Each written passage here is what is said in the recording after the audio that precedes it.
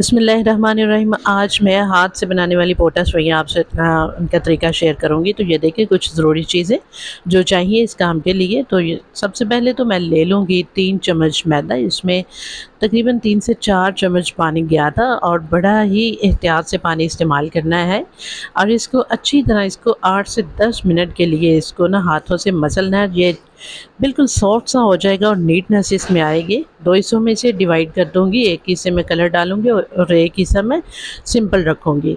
जी, तो थोड़ा-सा एंड पे आके ना मैंने ग्रीन कलर भी डाल लिया था।